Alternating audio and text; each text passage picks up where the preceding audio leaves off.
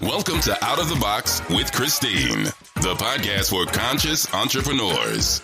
Are you willing to step into your greatness? Are you ready to shine? Well, get ready, truth seeker. You're in for an amazing ride. And now, here's the host of the show, Christine Blosdale.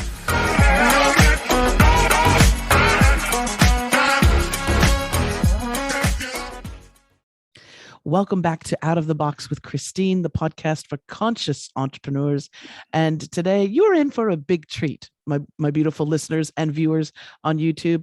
My very special guest today is Kute Blackson, and he is a best-selling author and transformational speaker, and a gentleman who is really taking the world by storm. I've seen some of your videos. I love your energy and I love your message. And I think it's so important right now that people hear what you have to say, and especially about the magic of surrender.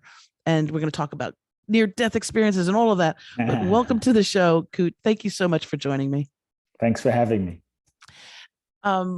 I said just right before we started recording, I said, I'm very excited talking about the magic of surrender. And I think that this is something that a lot of people kind of maybe have a hard time around the concept, but some of the best things in life come when we surrender. Is that not true? I think all of the best things in life happen when we surrender. Mostly. Yes. And I think if you think about many of the best things that have happened in our lives, most of them we didn't plan. They just kind of unfolded in the process of living.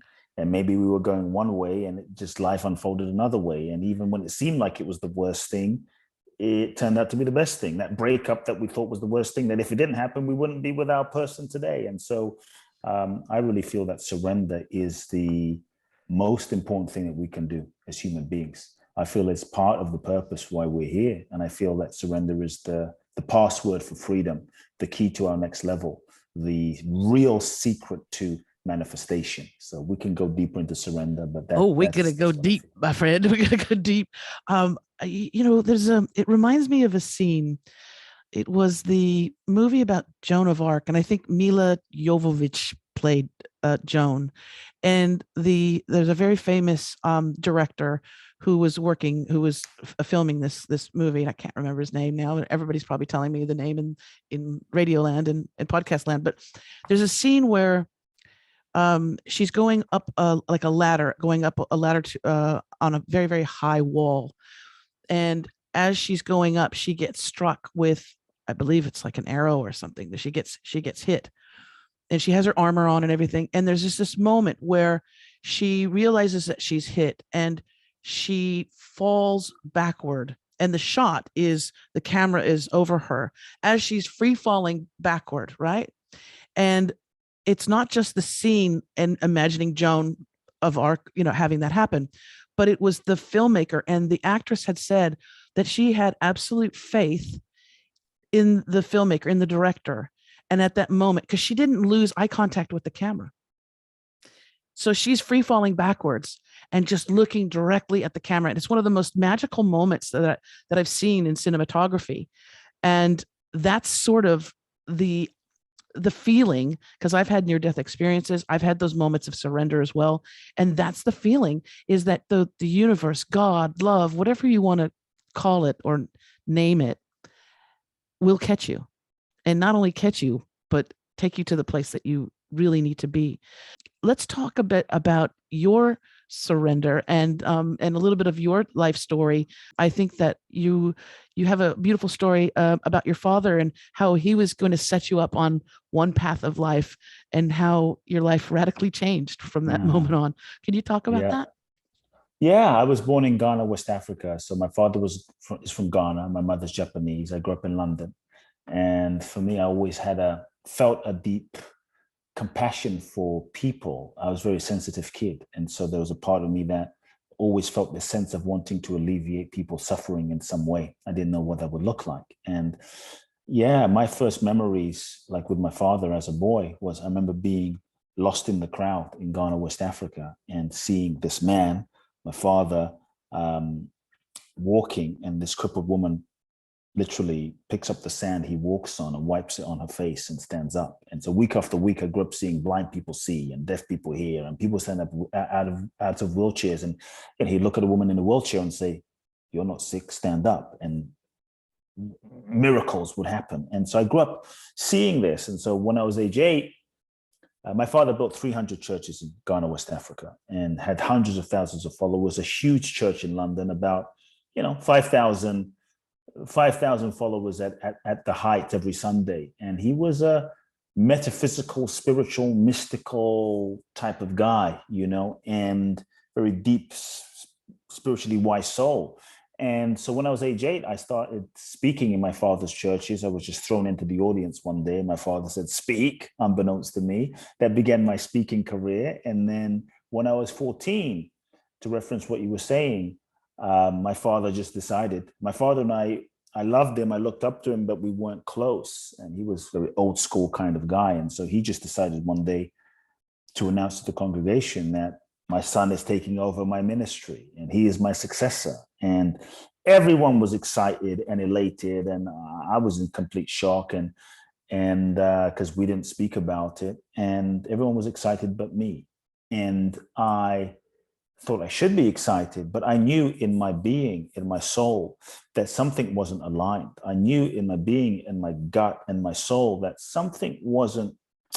this wasn't my path. This wasn't my soul's purpose. It wasn't my expression and destiny, that my life was basically planned and scripted out for me. And so that feeling when your heart sinks, where something's not true. And yet as a young boy, I was too afraid to speak my truth. And I think like many of us, we allow fear to hijack us from expressing who we are, being authentic. The fear of, if you know who I really am, you won't love me. And so for me, as a 14-year-old kid, I thought if I dared to be who I am and speak my truth, then I'm going to lose my father. I'm going to lose my community. I'm going to be outcast. I'm going to be alone. My life is over.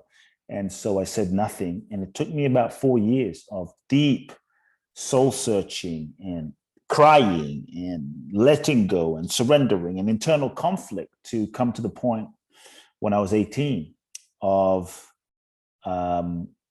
basically feeling like I had no choice. My soul was pulling me to go in a completely different direction. Sometimes what your soul guides you to do isn't convenient. And sometimes what your soul guides you to do isn't what you most expect. But I really believe through experience that when you follow your soul and when you don't compromise and you follow that deep, profound wisdom and guidance, you will always end up in the right place, even though the route that you take may not be the one that you most expect. And so I felt my soul calling me to America. I felt my soul calling me to Southern California. I felt my soul calling me specifically to Los Angeles, because as a young kid, I sneak into my father's office and there were literally 2,000 books on his bookshelf, and all of them Eastern mystics of people like Krishnamurti and Osho, to Western mystics like Gurdjieff and Uspensky, to Wayne Dyer, Louise Hay, Marianne Williamson, Deepak Chopra. They all lived in Southern California. So I thought, this is the mecca for this stuff. And I thought, wow, there is a different way to impact people. It doesn't have to be through religion or a structure or organization. And so my soul was pulling me so strong. And I kind of thought maybe I'm crazy, but I couldn't deny it. And when I looked into the other path, I saw that I could be successful by the world standards. Age 20, age 30, age 40, I projected into my future, take over my father's church.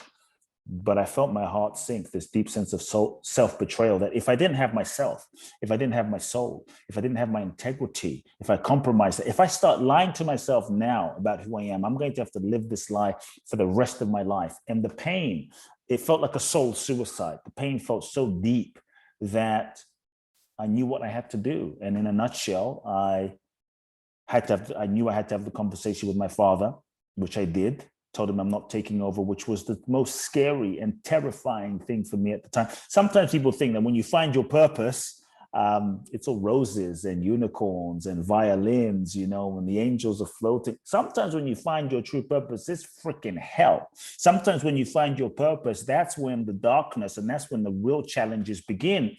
Not because you're on the wrong path. And I think many times we mistakenly start questioning and doubting ourselves, thinking we're on the wrong path. Like, did I make a mistake? And then we turn back and we retreat. And I think sometimes those challenges are really soul tests that we have to go through and grow through in order to develop the mental, emotional, spiritual, psychological muscle so that we can become the person who is capable of fulfilling the potential of that vision. And so I felt like my life fell apart and had the conversation. My father and I, we didn't speak for 2 years, which was deeply heartbreaking and challenging, but I knew what I had to do. And long story short, I ended up winning a green card in the green card lottery, the DV1 green card lottery. American government gives away 55,000 green cards.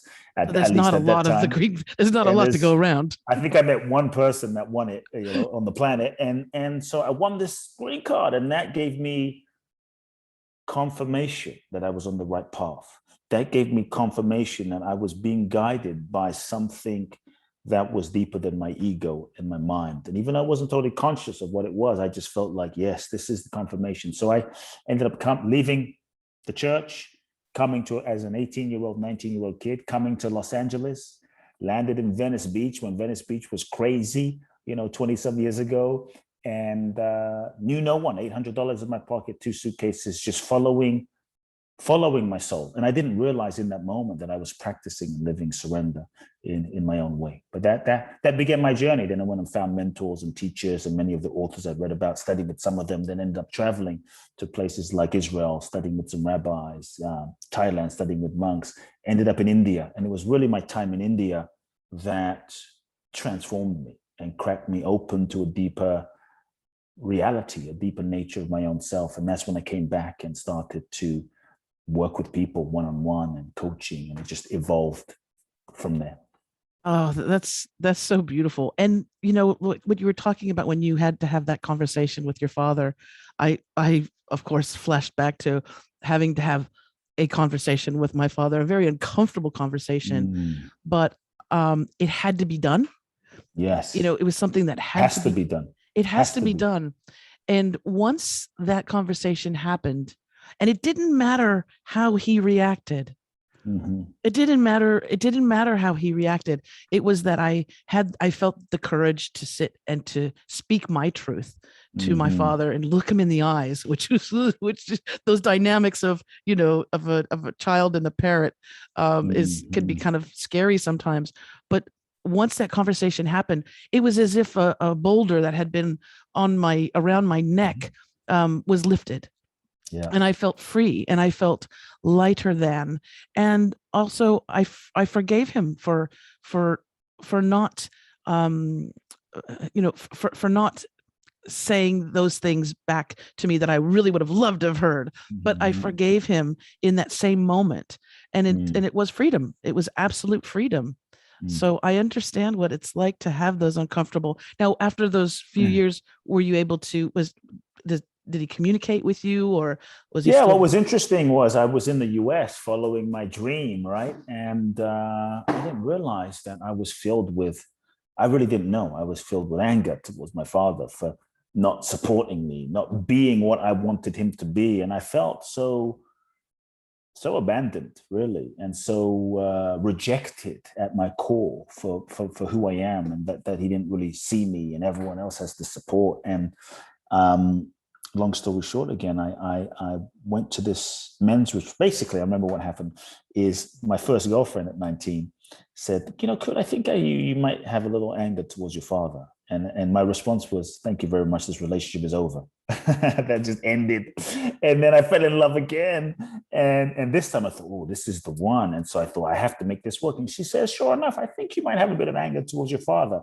And I thought, I don't want to let this one go. And so that set me on a deep sort of therapeutic path of healing. And I ended up in this men's weekend, guys running through the freaking forest, beating our chests and getting in touch with our masculinity. And it was in that weekend, though, that I processed a lot of anger towards my father. And as you mentioned, I forgave him. I realized that he was what he was, and he did the best he could do based on literally his conditioning. And in a sense, he couldn't help himself. This is what he was. And so I really got to this point of just acknowledging how much I love him. And doesn't matter what he is or what he isn't, doesn't matter what he gives me or what he doesn't. I love him. And when I really accepted him for what he was and just forgave him, there was such a freedom, not for him, but for me. And I saw that it was so many of us, we wait for the other person to make amends. We wait for the other person to show up and apologize. And we live in, sometimes, rightly, we live in a kind of righteousness about our position. And it just doesn't free us. And so I realized that to truly be free and get complete with someone has nothing to do with the other person. For me, it was about my relationship with my father within myself. And when I really saw that nothing was worth my freedom, nothing was worth my freedom. And I really forgave my father literally within 1 week, maybe less, but within 1 week of that weekend, the men's weekend, my father picked up the phone. And I got a phone call from my father out of the blue. And all he said was, son, I just think we need to talk. And that's what began the mending of a relationship and the healing of a relationship. And he had no idea what I'd been through. And that's what began a slow healing of the relationship. And so, yeah, it was really, really, really profound that when we shift inside, it shifts everything. It has the potential to shift the other person, or at least it has the potential to shift how we relate to the other person within ourselves. And to me, that's the freedom. Well, and especially since as children, and despite what our parents are or do, how imperfect they are, as children, we instinctively know that we're part, I'm part my mom and I'm part my dad. Good, different, bad and different. But that's why I know when children are in a family of divorce, and this is I'm speaking to people right now. If you're a parent and you are in a divorce, be open and honest and beautiful with your children, but realize that that child identifies with you and the other parent, and so it's really important what you say to that child about the other parent. I know because I that's what happened to me. My mother's side of the family never spoke bad about my dad. Never, even though she could have. And later in life, when I was an adult, she told me all of these things, and I was like, wow, okay. But the other side was true with my father was, he would speak ill of my mom, or my dad's side of the family would speak ill of my mom.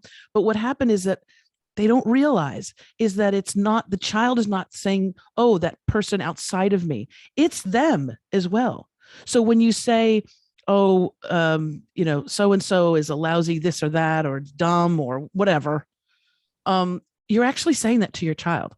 And I know you, as an adult, you can separate the two, but as a child, even if the child is estranged from that parent, they're thinking that you don't like them, that you're disappointed in them. And it's really important to be careful of the words that we use, the choosing of the words, the spelling, so to speak. As you know, as a speaker, what you speak is very powerful.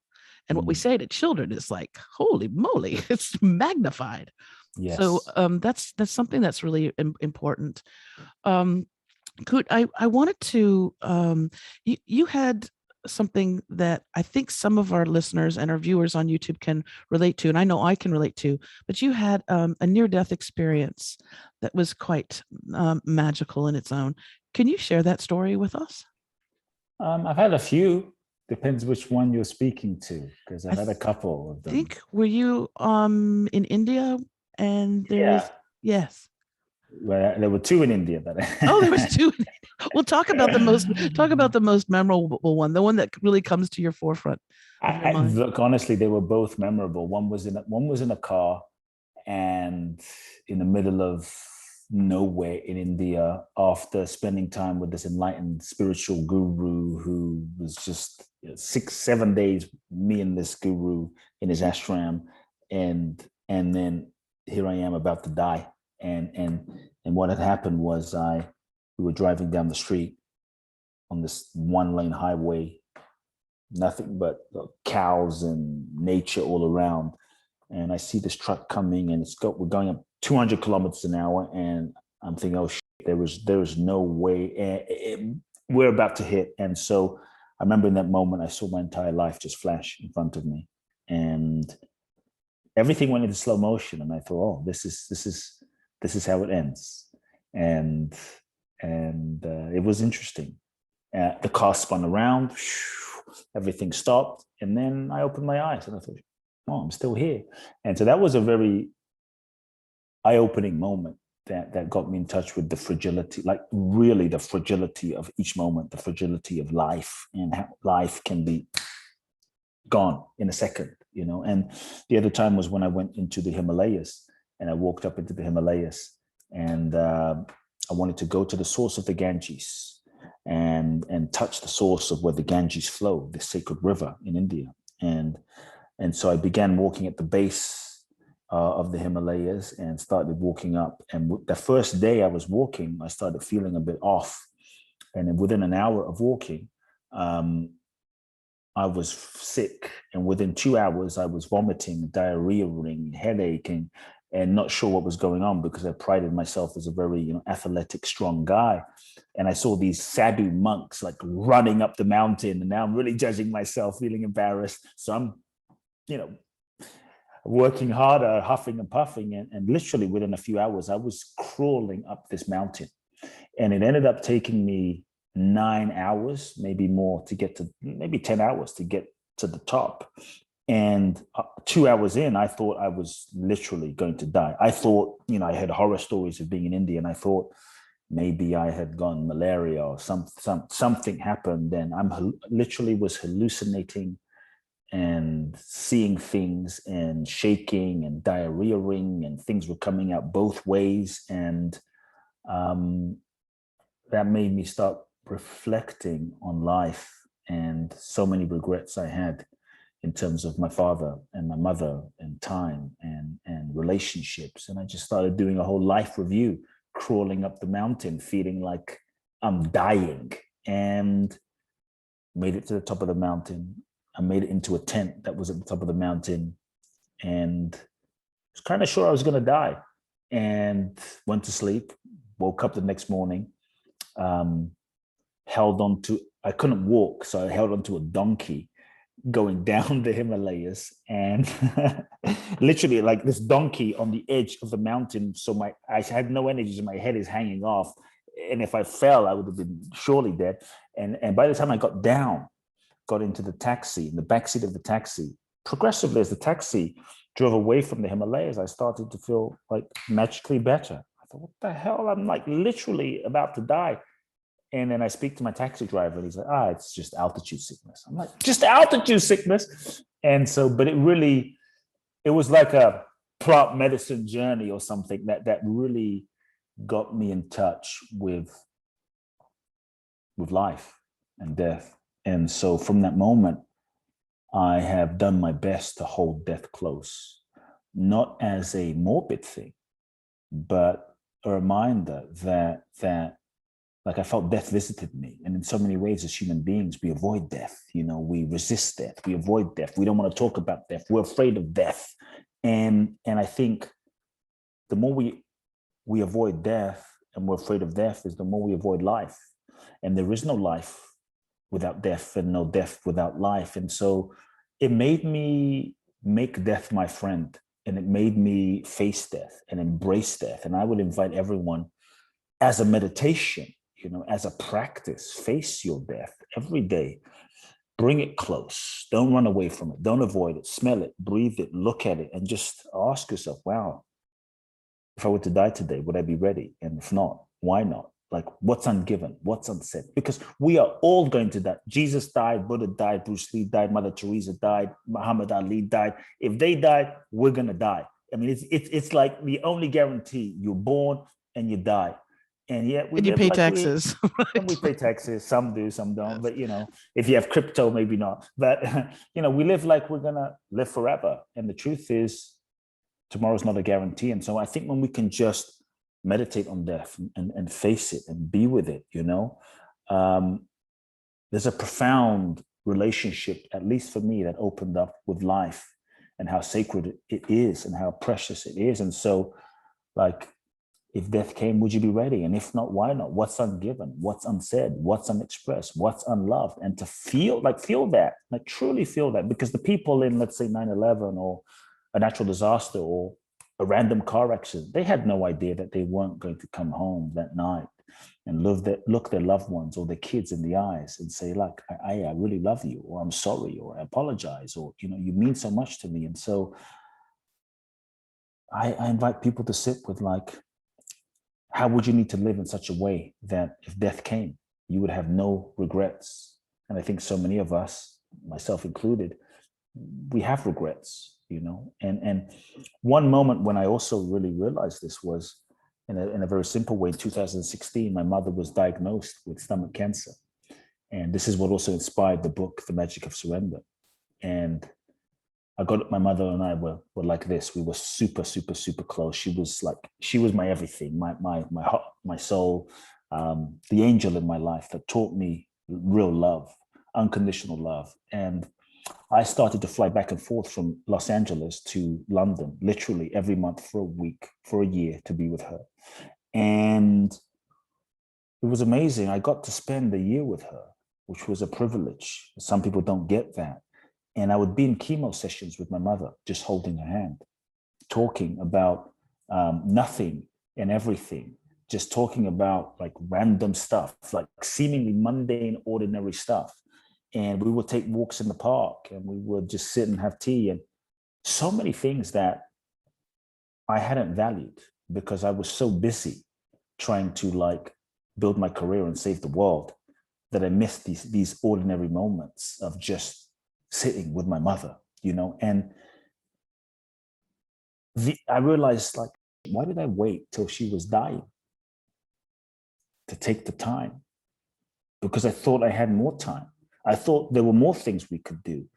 And so for me, death has really been a wake-up call to realize the preciousness of the moment, you know, and the sacredness of the ordinary, everyday, seemingly mundane moments that really are so sacred.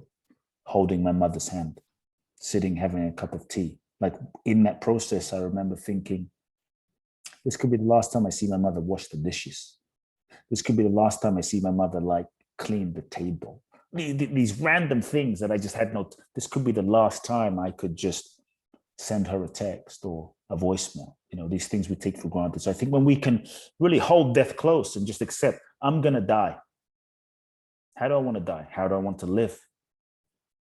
And embrace that, it frees us up. Oh, yes.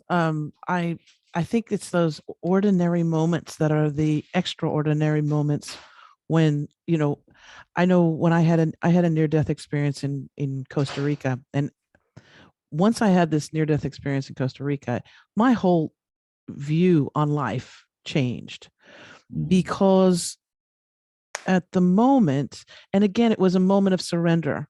It was a moment where I was just learning how to boogie board. I was in Costa Rica thinking I could boogie board, and I went out and I paddled out. I think it was like my first time, and I remember I was way out, and there was this huge set of waves that were coming in, like huge, and I did not know what to do. So, because I was learning. So I start paddling and I'm going to catch this wave.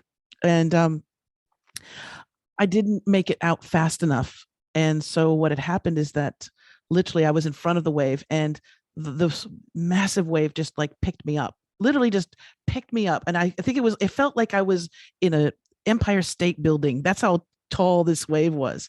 And I just remember being lifted up, and it's basically backwards.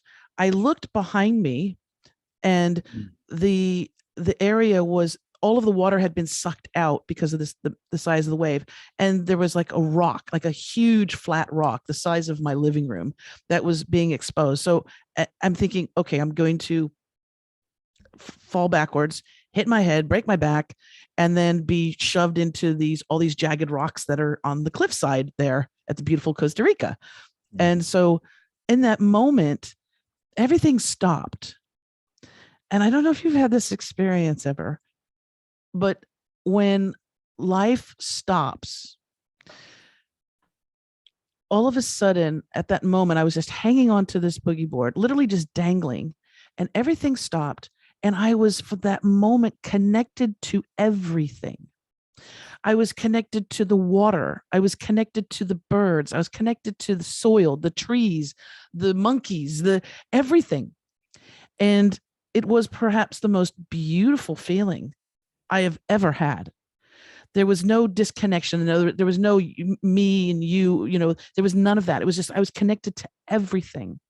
And in that moment, I had that bit of surrender where I said, you know what? I'm in paradise. I'm in Costa Rica, and I feel this beautiful sense of connection to everything. I'll be okay with that. And it was as if this voice, this thought, whatever that thing is, says, are you ready to go? And I said, yeah, I think I am. And I was like 21, 22. And it was like all of a sudden, okay, there was like a carousel of all these moments in my life. And they weren't the award-winning things. And it wasn't, when I came out on top, it was just everyday average little things.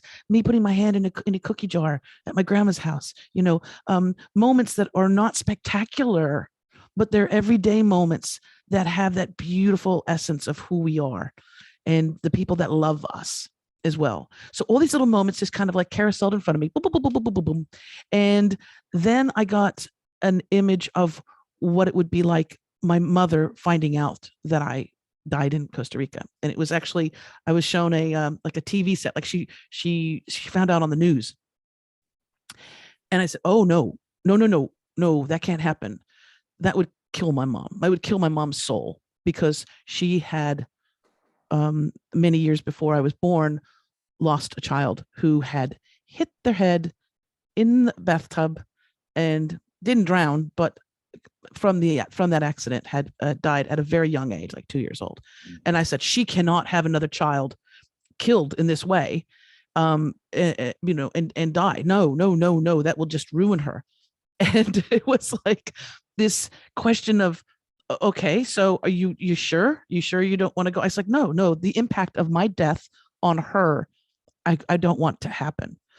And then I was given that choice. And I was given that thing of, okay, well, if you want to come back, now you're going to fight for it. And magically, I was put on the precipice of the wave.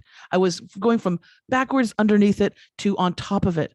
And then I had to fight like hell to get that boogie board from being sucked into the falls, right? I had to fight to get that out. And I did. I managed to do that. And I swam as fast as I could to get out of this massive set of waves. But after that moment, I learned that I wasn't afraid of death. As a matter of fact, that experience of almost dying was beautiful. And it was more beautiful, it was more magnificent than life. Sure. And so there was no fear after that. Of course I'm not reckless. I don't go drinking and then driving a car, those things. I want to have a beautiful, healthy life while I'm here, but I'm not afraid of death. And isn't it true, as you were saying, we do everything we can to avoid it. Yeah. We do everything possible. Don't talk about it, right? All of that. Wow. All right. So this beautiful magic of surrendering, and then also allowing ourselves to speak up for our truth and our destiny, I think are really powerful points that are being made in the show today. So when you're, and I know as someone who's a speaker as well, and in a different format, but I know that sometimes when I'm speaking to a crowd, or if it's just even something that's online and I'm not seeing the audience, I can feel the people that are listening, or the people that are watching me speak. I can feel their energy or their questions or maybe even it's the troubles, the things that are troubling them at the moment. And I'm able to raise awareness to that point or something. When you're speaking, talk about, because I've seen you on stage. It's absolutely beautiful. Can you explain a little bit or express a little bit about what happens when you're on stage there and when you're talking to, especially to a large group of people, that beautiful magic that happens in that conversation that you have with them? Yeah, I think for me, speaking is really the process of getting oneself out of the way. And many people speak from the ego or the mind and the identity and the personality. And that is a level of communication. And I don't really consider myself a communicator, even though obviously communication is happening. If anything, when we communicate, we're speaking from a person to another person, from another ego to another ego, which is great. But what I really endeavor to do when I speak is dissolve. And in that this dissolution, it's really a process of just becoming a vessel for the divine, for life, for the universe, whatever people want to believe, for God to flow through. And in that dissolution, for me, there is the experience that there is no me or you. There is no me or another. There is no speaker or spoken to. And there is just oneness. And in that oneness, then everything that is spoken and arising and the speaking and the hearing is really happening from the one source and the same place. And so it's really for me an experience that it's happening. It's happening through me. It's happening. And there is no audience and there is no me. There's just one. And to me, that is communion. And so it's an experience of communion because there is no audience or one separate from me in that process. And so, for me, part of my prayer before I speak is just, God, universe, use me as a vessel for the highest expression and unfolding to speak whatever needs to be said. And so I think the more we can get ourselves out of the way, the more we're spoken through and the more magic happens. So again, I think speaking is really a process of surrender, and the degree to which we can surrender is the degree to which magic happens, even in the communicating, even in the speaking. And so, as a kid, my father had these churches and we lived literally in a small apartment attached to the church in London. And so I would sneak into my father's church in the middle of the night with the lights off and in the darkness, and I would just stand in front of the empty chairs in the darkness and give talks, give seminars to the empty chairs, imagining people around the world. And so in that sense, like the first time I ever spoke, I don't really remember what was spoken. And in that, it felt like it wasn't really coming from me. And so it becomes a process of witnessing. And for me, I think sometimes people get nervous because they're so like, oh, how will I be perceived? And, what will people think? And will I do it right? Will I be perfect? And will I say it right? Will I remember my words? And I think if one is able to shift their focus from oneselfiness to purely being of service, truly being of service, then it shifts everything. It opens up the channel. And for me, speaking isn't about saying the right words. Speaking is more about, because to me, the words just are an excuse for the vibration of one's consciousness. The words are just the vessel, the vehicle to carry the state of one's consciousness that is transmitted through the words.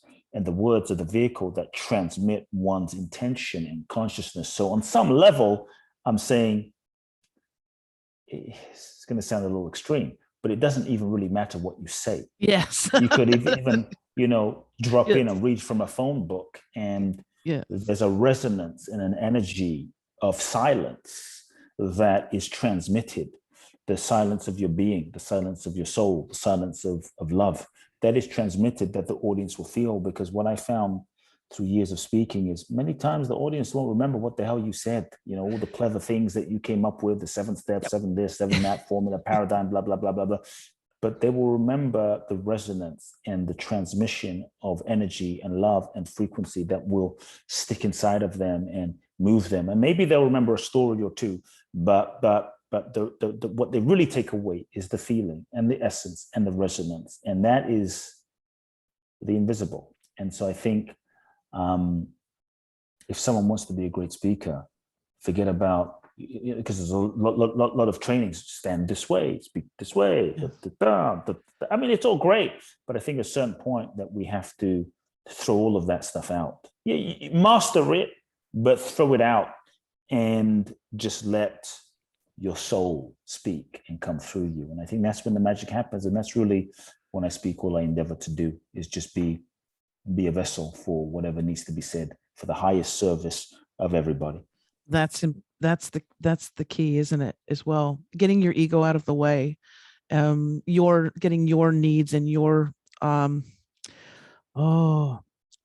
ego has a challenge with us as well, because we are so worried about what will people think about what I'm wearing, and how do I look, and how will I be perceived, and all of that. And you said something that was so key, and it's something that I didn't even realize looking back at my career either, being in radio for 20 years and then podcasting and all of that great stuff.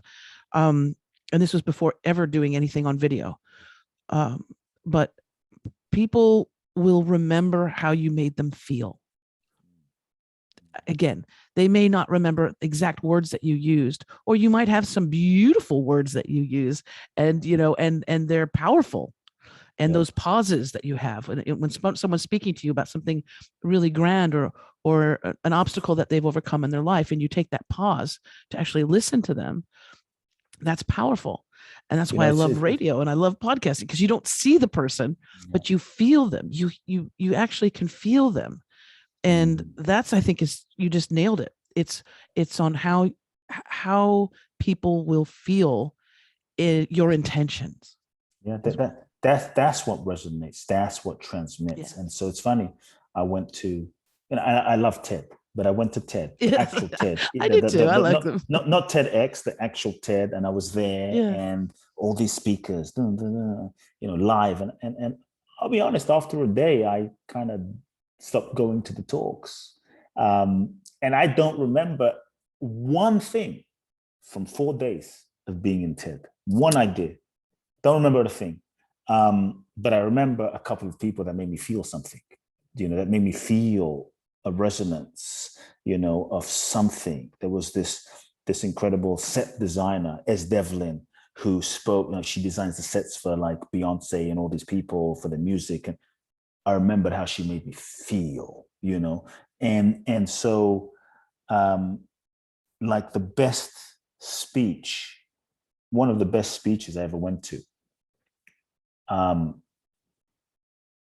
2 of them.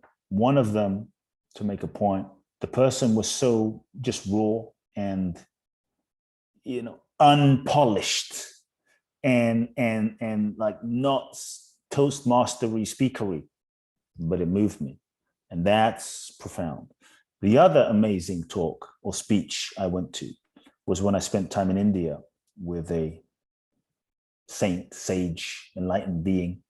And I sat down with him for 6 days. He didn't open his mouth for 6 days. And we sat in silence for 6 days. The first day, I'm like, when is he going to talk? When is he going to talk? When is he going to talk? And I realized, I don't think he's going to talk. He's not but talking. All of a sudden, the silence speaks. It's the silence. It's the silence. And I think it was Emerson that said, who you are speaks so loudly that I can't even hear what you're saying. Mm-hmm. And I think that's the key.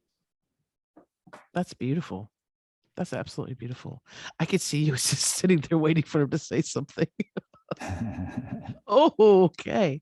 And it is powerful, and we're uncomfortable as humans too. We're uncomfortable in that silence.